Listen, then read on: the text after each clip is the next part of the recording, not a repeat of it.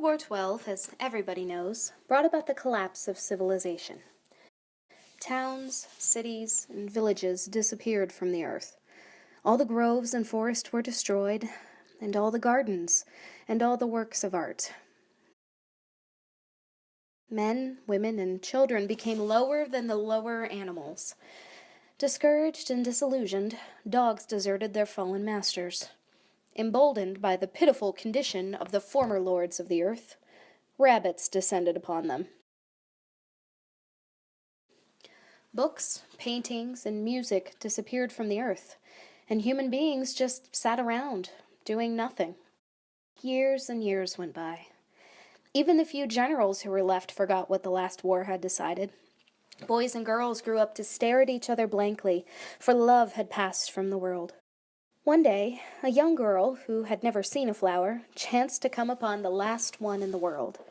She told the other human beings that the last flower was dying. The only one who paid any attention to her was a young man she found wandering about. Together, the young man and the girl nurtured the flower, and it began to live again. One day, a bee visited the flower, and a hummingbird. Before long, there were 2 flowers, and then 4, and then a great many. Groves and florists flourished again. The young girl began to take an interest in how she looked. The young man discovered that touching the girl was pleasurable. Love was reborn into the world. Their children grew up strong and healthy and learned to run and laugh. Dogs came out of their exile by putting one stone upon another how to build a shelter. Pretty soon, everyone was building shelters. Towns, cities, and villages sprung up.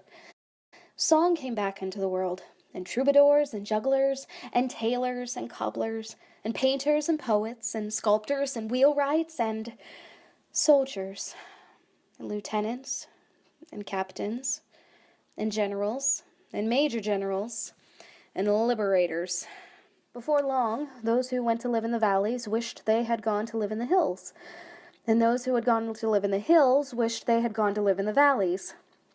The liberators, under the guidance of God, set fire to the discontent.